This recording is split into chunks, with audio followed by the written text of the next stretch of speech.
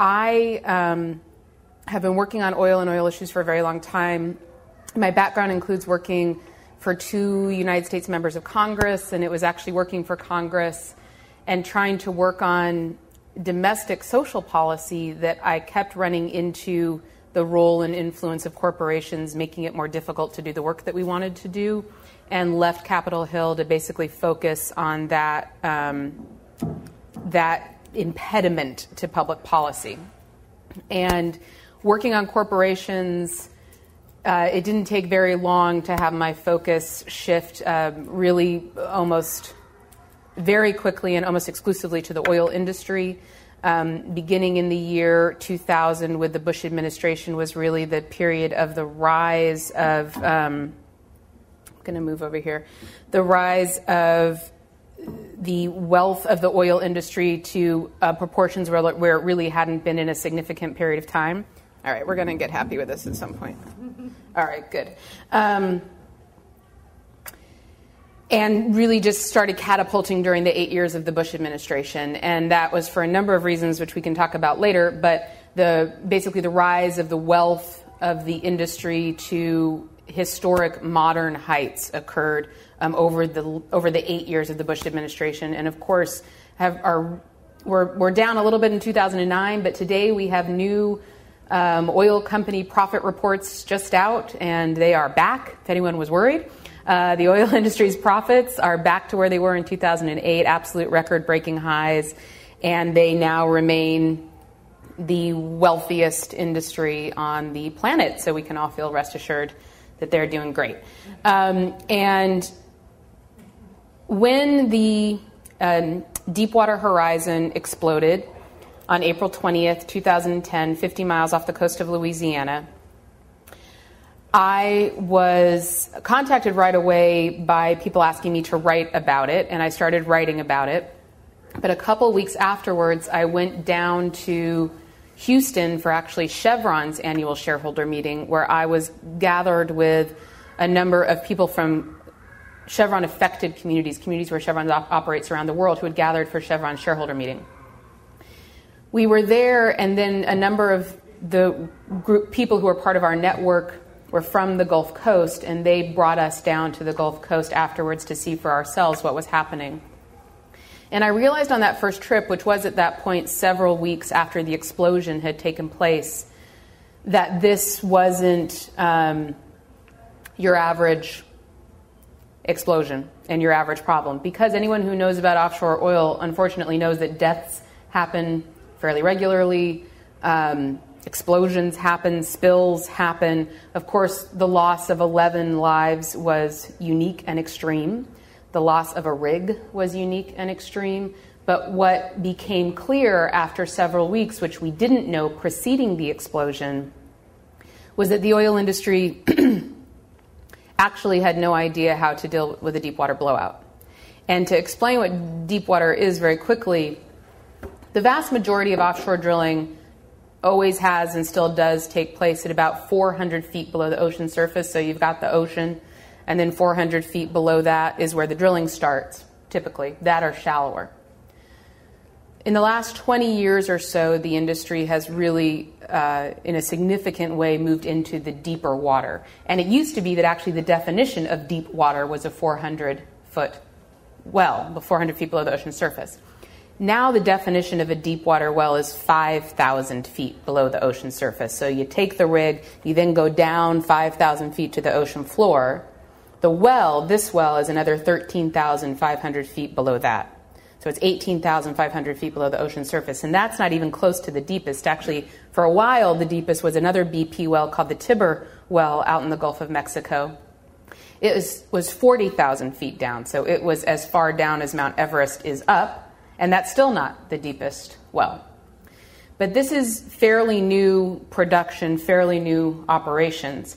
But the industry guaranteed us that as they moved further and further out, and as that really started happening within the last 10 years, that they knew what they were doing. That they could handle the worst case scenario. And everybody knew what the worst case scenario is, because every document that they had to file to say what they would do if it happened said that the worst case scenario is a blowout.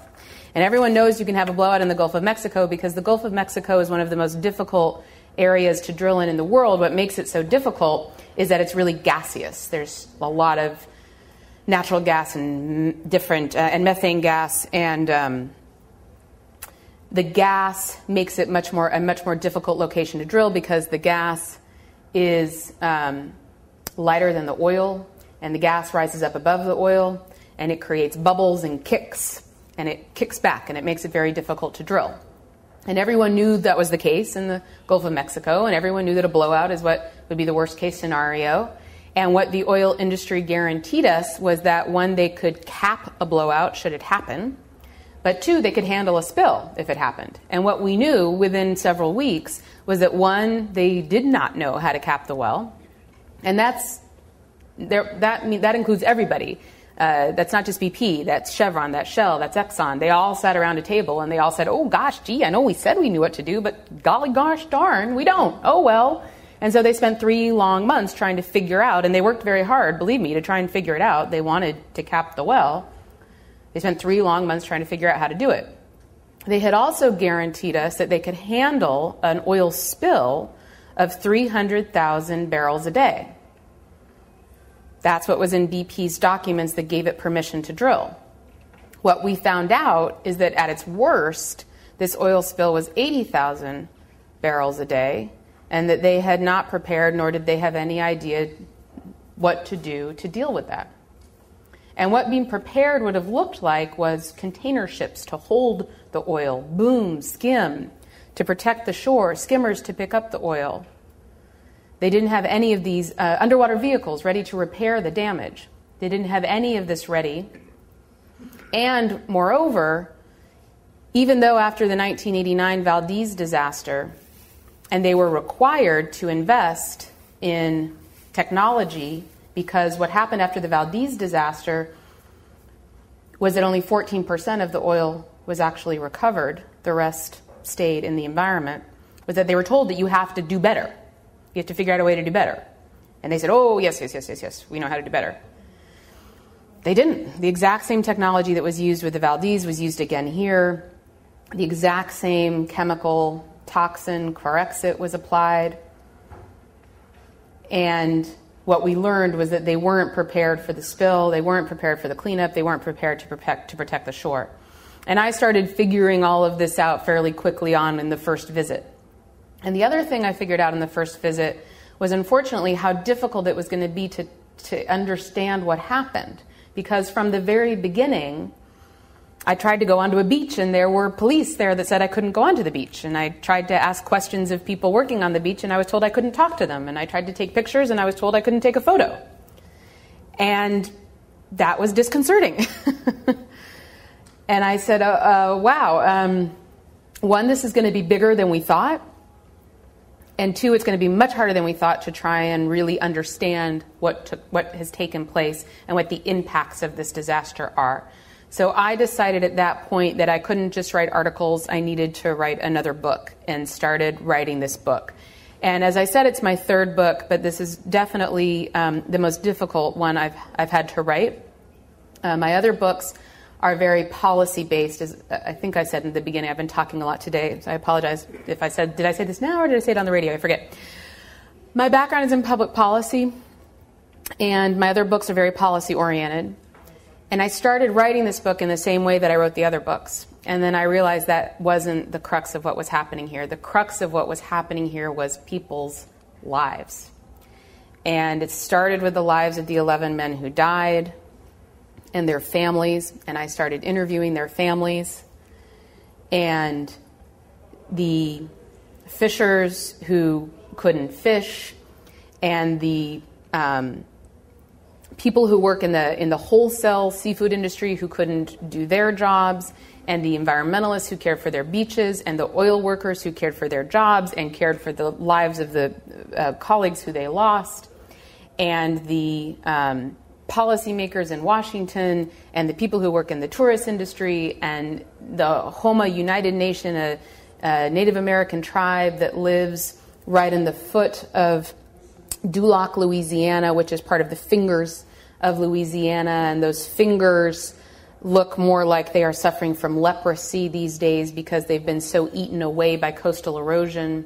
And the Homa are terrified that the land that they live on, which has already been being slowly and progressively eaten away, will now, when the next hurricane comes in, be dosed in oil and chemical dispersant, and they'll be no longer able to call that place home.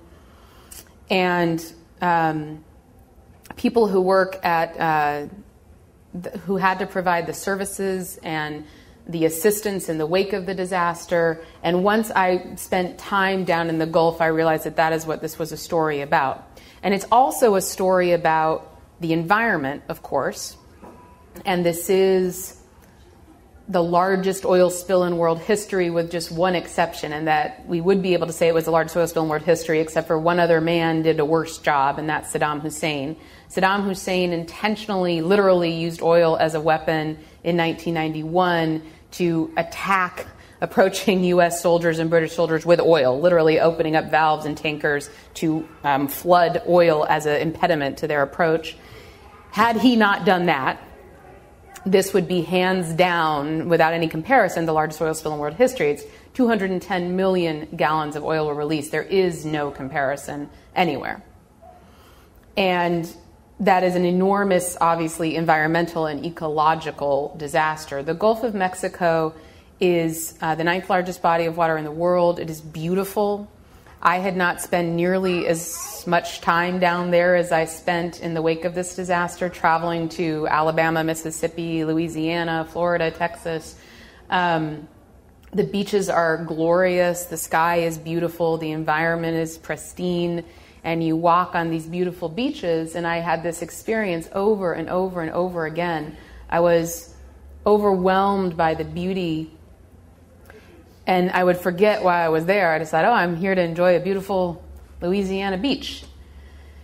And then I'd see something in the distance that looked like, to my eye, like a dark pool of water that was made dark by the sun, or bark spread out all along the beach. And I'd look closer and realize that that pool was oil on the beach and the bark was tar balls on the beach.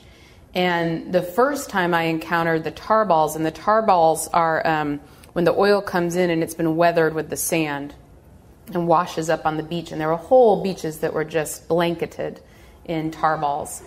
There is a quote, and I opened the book with this. I'm going to need to look at it.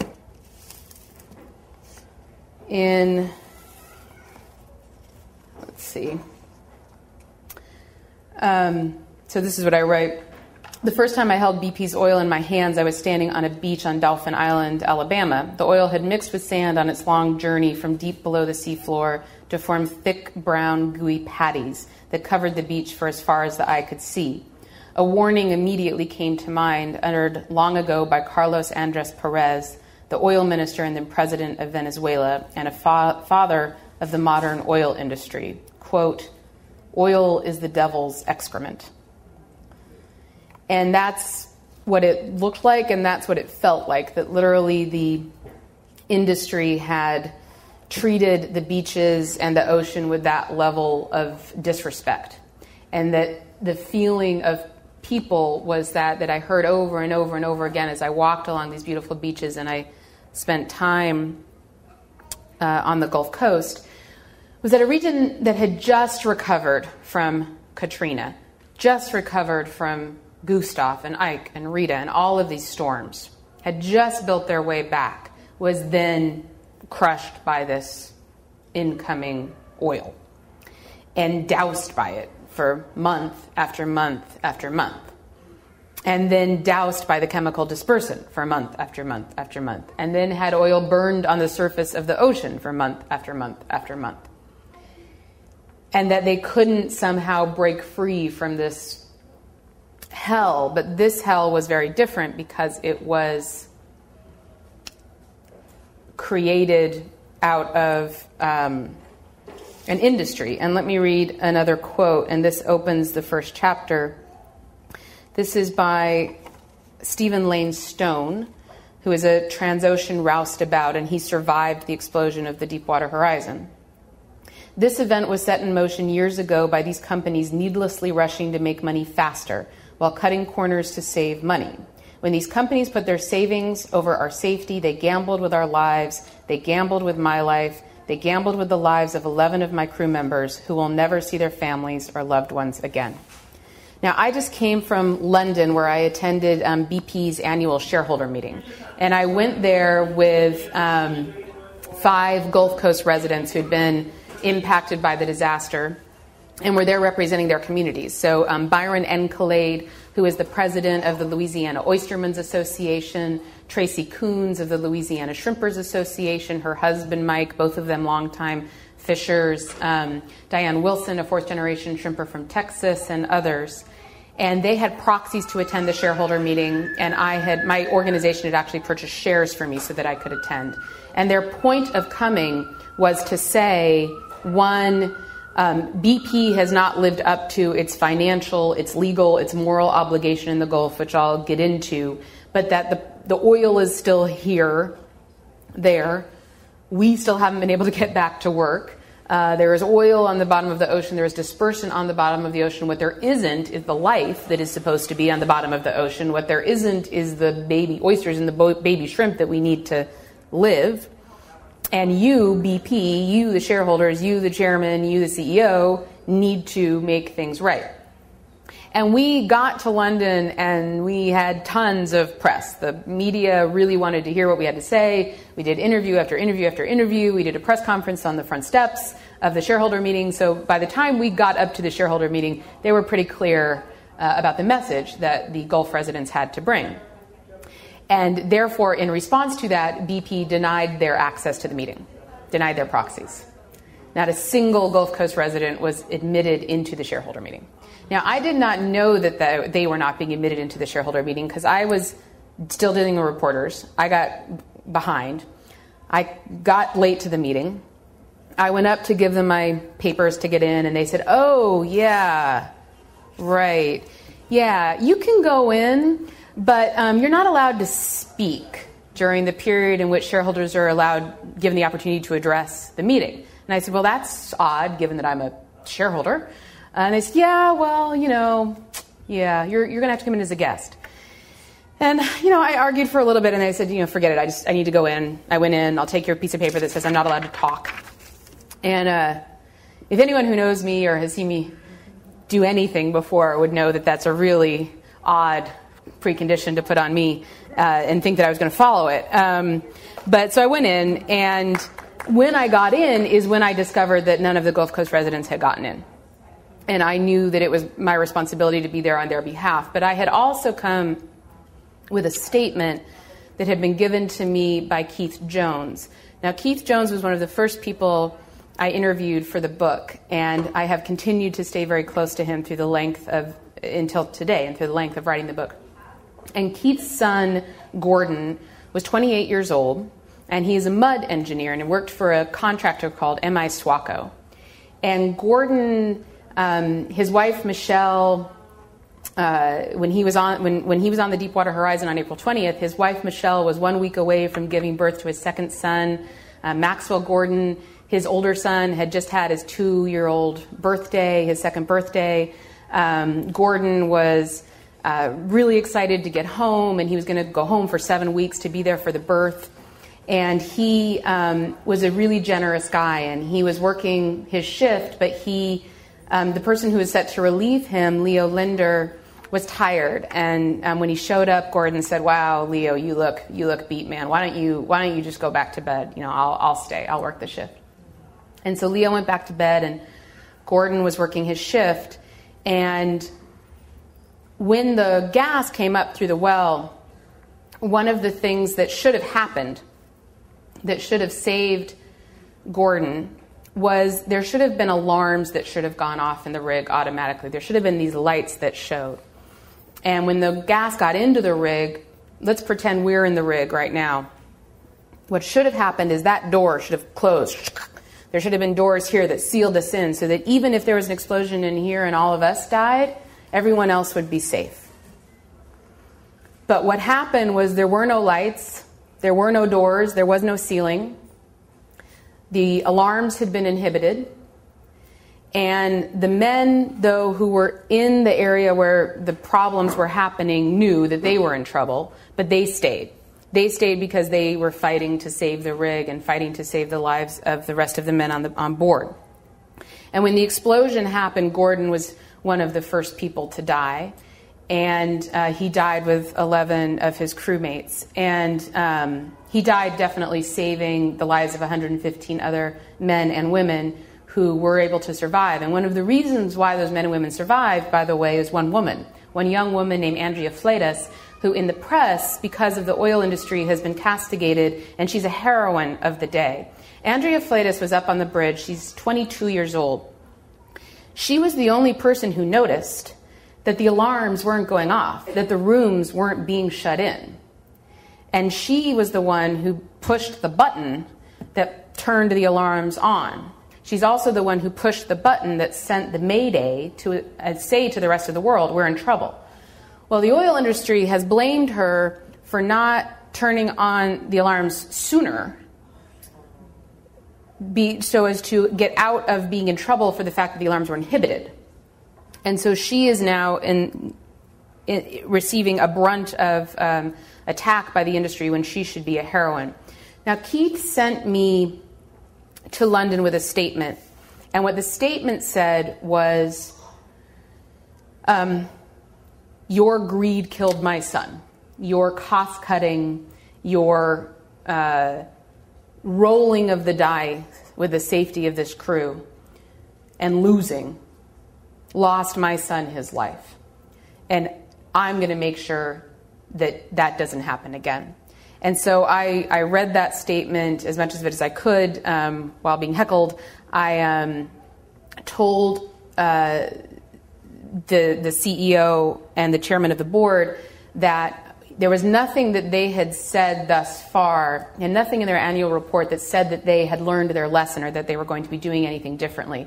And that's sort of the bottom line from the oil side of this story, was that what we have learned, and what I learned through the course of writing this book, and of course cover in the book in great depth, and by reading all of the investigations, of which there have been tons, the Presidential Commission on the Deepwater Horizon, the Coast Guard and Interior Department investigation, the Deepwater Horizon Study Group, there have been so many studies, is that the problems that led to this disaster are in no way limited or unique to BP, that they were systemic problems embedded within the oil industry as a whole, and that what you see as you see the disaster unfold is that there were also just ridiculous regulatory oversights and just an utter lack of regulation and an extreme hubris on the part of the industry to push themselves out further than they really knew how to go.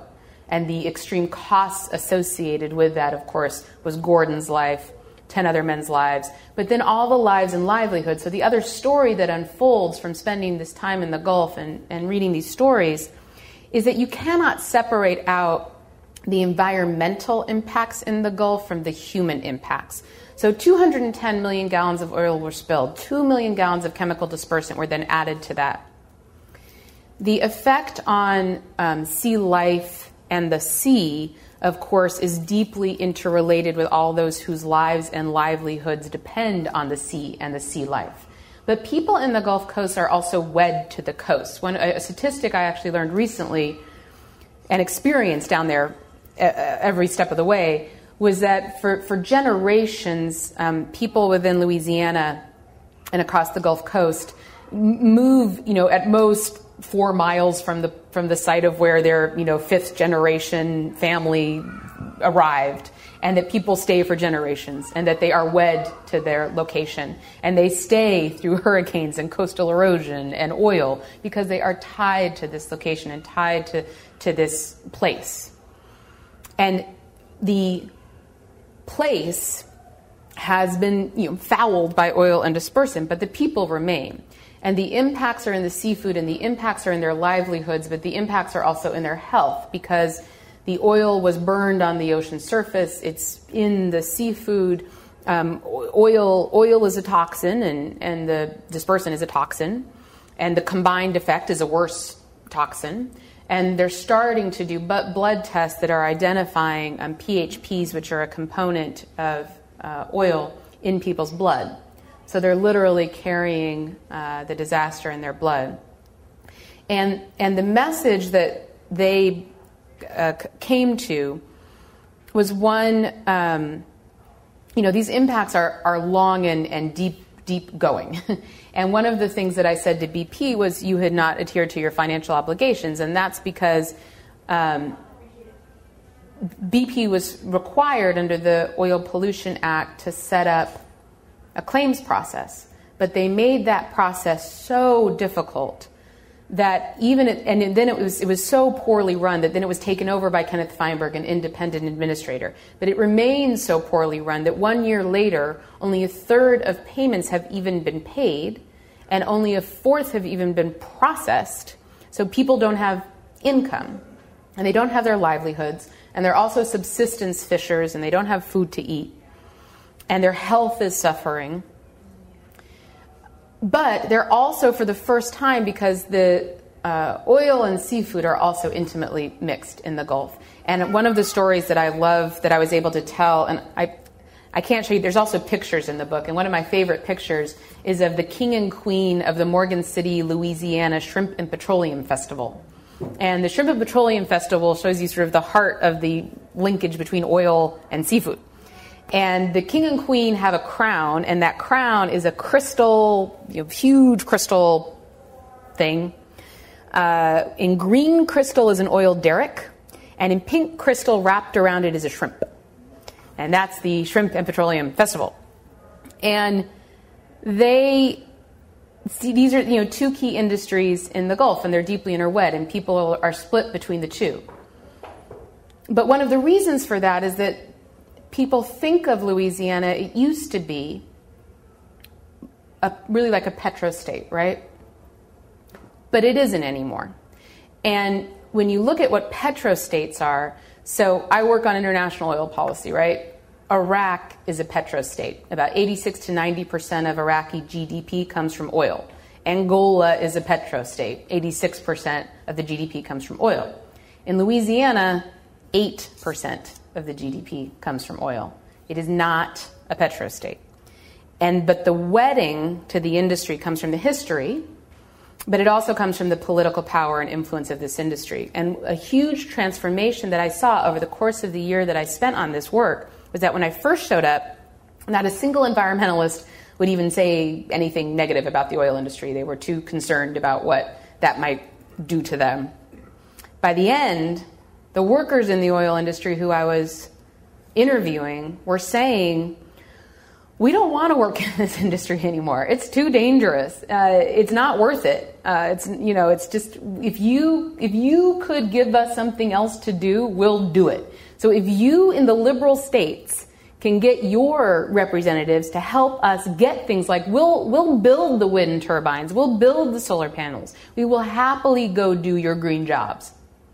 But we can't get that here. We need you to fight for it there. And that was a huge shift over the course of the year, because they were tired of the oil, they were tired of the disbursement, and they were tired of learning that it wasn't just their own experiences that showed them how unsafe this industry was, it was the findings of the investigations that showed them that it wasn't just them, it was the industry.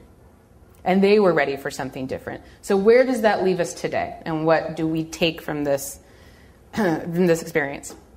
First is,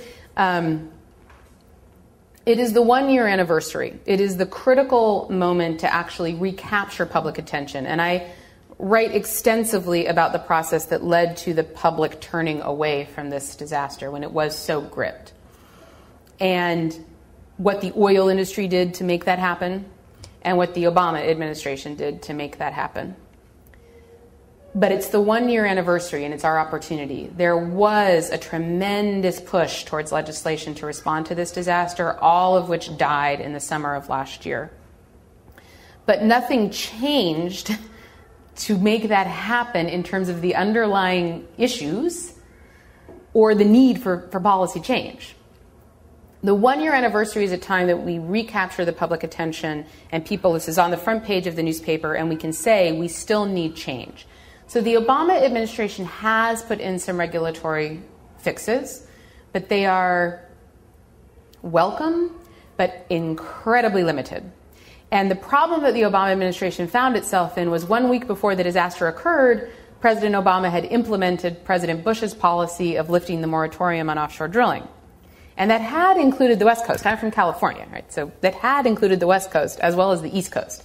Then he backtracked on the West Coast and just opened up the East Coast and parts of Alaska that had been closed. And he had just done that when the disaster happened. In response to the disaster, he put in place a very limited moratorium and then lifted that. And the first company to get the first new exploration lease was BP. So big changes needed. And the changes that are needed are, one, to make sure that the Gulf is restored, people's livelihoods and the ecosystems. And that's money, and that's holding the industry's foot to the fire to make sure the restoration happens. Number two, unless we can put in place fundamental, radical restructuring of our regulatory regime, we shouldn't be doing offshore drilling. And I have seen nothing to make me think that that regulatory capacity is going to come into play, so therefore we shouldn't be doing it. Now, where I'm going to leave you before we go into questions is just one quick sentence. Actually, first, before I do that, I'm going to pass around a sign-in sheet. This is my email listserv, so I capture you all here. But then I'm going to leave you with this. Okay, gas prices. Everyone likes to talk about gas prices. When I do radio programs, that's all anyone wants to talk to me about is gas prices. But that's not what we're talking about today. And how you can know that you can actually protect the lives and the ecosystems of the Gulf Coast and protect your own pocketbook is that today we are producing more oil in the United States than we were 1 year ago. We have what the oil industry refers to as a glut of oil in the United States. And what they are doing with that is exporting it out of the United States. We are producing more than we were a year ago, but what else is true now than wasn't true a year ago? Gas prices are higher. Oil prices are higher. So what is the logical conclusion to if we drill more? What will happen to gas prices? What should happen, the supply and demand fundamental. Supply is up, demand, well actually, demand is up, supply is down. Supply is up, demand is also a little bit up. But the supply and demand fundamentals are not being met. Drilling more will do nothing to ease your gas prices or the price of oil. That is about regulation, and regulation of a whole other set of issues that we can talk about later. But the good news is that you can leave here and advocate for a ban on offshore drilling and not have to worry that you will simultaneously be adding to your pocketbook. So I leave you with that thought. Thank you all very much for sitting and listening. You can applaud. I'm going to take questions, and I talked a lot longer than I was supposed to, even though Miles told me not to talk so long. I did it anyway. We're going to take questions, and then I'm going to sign books, so definitely make sure you buy your book here. Supporting Powell's is supporting independent bookstore, a place where you can actually sit and gather and hear an author and look at each other and talk to each other. And it takes money to do that. And you buying books is how they're able to provide us this space. If you just buy a book on Amazon, we can't all sit around and look at each other and have a nice conversation. So buy your book here, and then you get the extra bonus that I will sign it. Ooh, so exciting. Okay, questions? I went down to the Gulf with a group of Oregonians, and we saw a lot of interesting things. Some of the stuff that you said. One of the things that was really interesting, made a big impact on me, was the bird rehab facilities. And I haven't read your book yet, but I'm wondering if you have a perspective on that, or what your perspective is about. And for me, it was sort of a lot of money goes into those facilities. They get a lot of publicity. I'm just wondering if you have any conclusions or observations about that. So the question was about the bird rehabilitation facilities. So in response to this disaster, the Obama administration and BP spent enormous amounts of money. There was an enormous amount of employees who both worked for the industry and worked for the administration that worked tirelessly, that did amazing work. All branches of the service were involved. A huge amount of money was spent. There was a lot of great work that was done. And one of that was an attempt to try and identify and recover wildlife species that were harmed. There were good results to that. but it was a very small piece of a much bigger problem. And one of the things that I tracked in the book, it's hard to answer this question briefly, so I'm sort of stumbling through it because it's a big question. One of the reasons why people got so mobilized after the Valdez were those pictures of oiled birds, right? And there were oiled birds when this started, brown pelicans. Very moving. I have the AP brown pelican photo in here. It's the quintessential image of this disaster. Those pictures went away. And we all thought, well, that must mean that the oil's gone away and the problem's gone away. That's not what happened. We, reporters, people trying to cover the story, were increasingly and more aggressively barred from going anywhere near boom or beaches. And I would try and go out in a boat, and when the person who's going to take me in a boat would find out that I'm an author, he wouldn't take me because he would get a $40,000 fine for doing so. And what I figured out in writing the book was that as the number of oiled species was increasing, the photographs were decreasing because we couldn't tell the story anymore. What we did start seeing increasingly were the staged photos at the bird cleaning facilities. And those were happening, and those were great, but it was about 0.1%, because the other thing that happens with species that are oiled is they don't make their way to shore, really hard to make sure that you find them. They fall into the ocean and they sink to the bottom of the ocean and they die. And what people have learned from Valdez and from this is that I'm going to get the statistic wrong, I have it in the book, but it's something like 1/10. You know that the number is about 1/10 of the actual species that die are what you see, especially in a body of water as big as the Gulf Coast. So a lot of what was happening was people who cared a lot and sacrificed a lot of their time and passion to make sure that they could save as many species as they could. Another part of it was a propaganda piece, was to get people to take those pictures and see those images. And the other problem is that in the accounting, BP has made it very difficult to get the information. I've met a lot of people who quit the natural resource damages assessment process, which was trying to actually figure out how many animals were killed and beaches were harmed, at a protest against BP because they couldn't get the information that they wanted to. They couldn't count the information correctly. And that's one of the problems has been with counting birds, because they're financially responsible for every dead animal, but it also sends a message about the extent of the disaster. I'm going to try and answer it more briefly. What are your thoughts about the role of the Coast Guard in the initial days after the disaster? It appeared that they were doing public relations for BP and well of a cover-up. In fact, they made a statement initially that there wasn't, the first hour, there was no oil being spilled. That was number one. And then by the end of the day, they were estimating 5,000 gallons a day in total was being spilled. And obviously we knew it was more than 100 times that. So the bottom line is, why did the Coast Guard continue to operate in this sort of cover-up role for BP instead of actually being the policemen that they're supposed to be? Okay, I go through this whole story at great length in the book, and it's hard to respond to it quickly. I can do it slowly. I can take all night. So the question is about the Coast Guard and the relationship of the Coast Guard to the disaster. So there's two pieces to that. The first is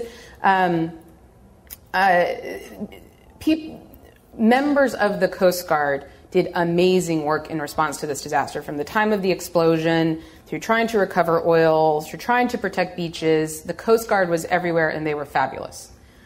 One of the first pieces of this story that's important to know is the fire, because the whole thing actually starts with the fire.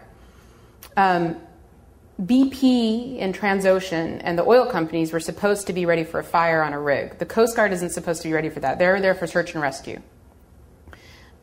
Nobody was ready for a fire on this rig. Nobody had planned for it. Nobody was ready. Nobody deployed. There were 9 good Samaritans who were in the area. They responded to Andrea's distress call.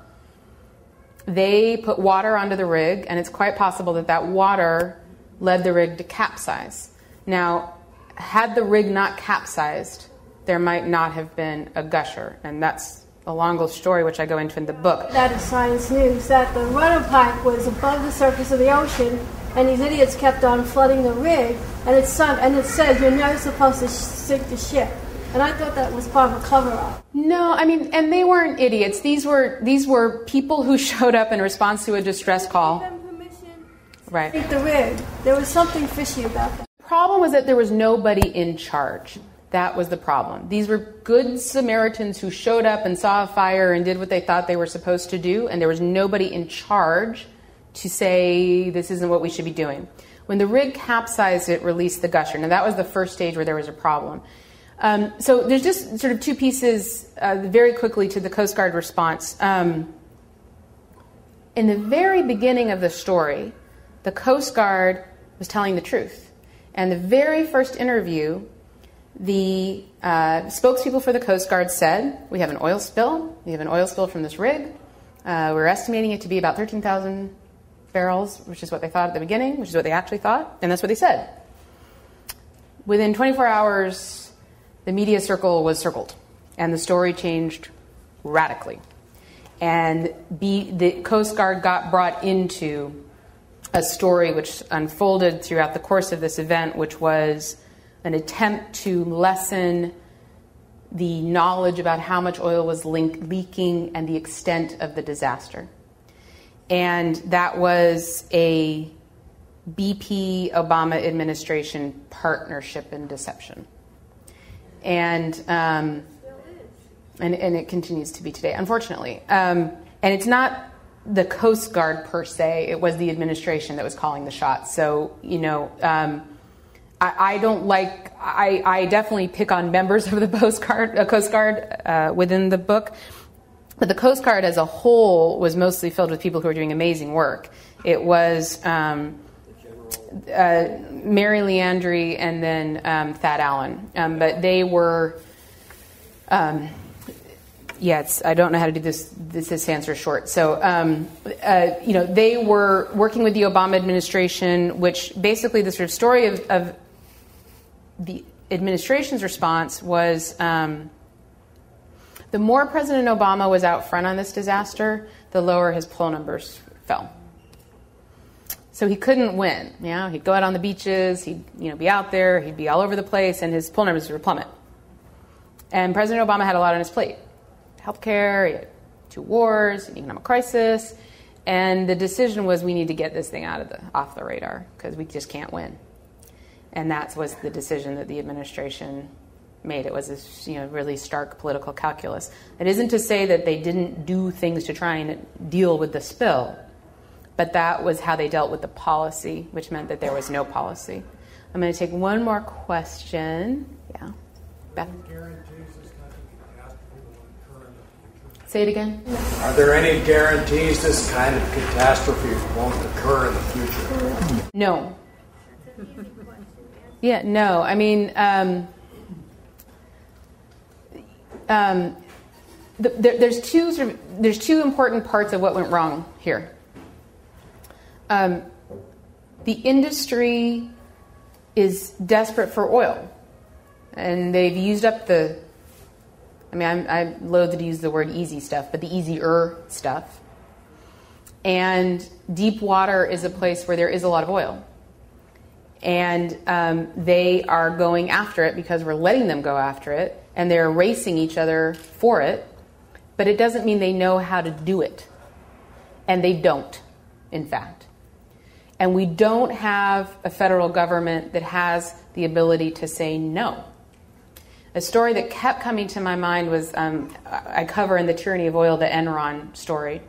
And the Enron energy traders say, they're caught on tape saying, when they were manipulating the price of electricity, we were kids in a playground and there was no supervision. We knew what we were doing was illegal. We knew it was immoral, but nobody was watching, so we did it anyway. And that is, to me, exactly what it feels like is happening with this drilling. They know they can't do it. They know there are huge ramifications for failure, but nobody is supervising them, and they're supposed to be going to make money, and that's what they need to go do. And that's what they're doing. And it's for us to say, yes, we need oil. I am the first one who will say, we cannot just say tomorrow, no more oil. But while we are dependent on these companies for this resource, we have to be the parents. And we have to say there's places you can't go. There's things you can't do. If you have to fight a war for it, if you have to kill someone for it, if you have to go somewhere where the consequences of failure are so extreme You just can't do it. And we'll figure out how to deal with the consequences, which is that we have to make other policy changes. And that's, we need to be the adults. And, that's your takeaway message from the book. So thank you all very much for coming. Please sign the sign-in sheet. You've been listening to policy analyst, author, and activist Antonia Juhasz talking about her latest book, Black Tide, The Devastating Impact of the Gulf Oil Spill. To find out more about Antonia Juhasz and her book, please visit her website at black-tide.org. You can also find her at Facebook at Black Tide Book. This program was produced by PDxJustice Media Productions in cooperation with Flying Focus Video Collective of Portland, Oregon. To find out more about PDxJustice and to access our growing library of free on-demand streaming video and audio programs, please visit our website at pdxjustice.org and write to us with your comments and questions at pdxjustice@riseup.net. You can also find our channel on YouTube and the Vimeo Home for Videos. Just search on PDX Justice. Thanks for tuning in, and thanks for supporting listener-sponsored radio, public access cable television, net neutrality, independent bookstores, and all forms of grassroots democratic community media.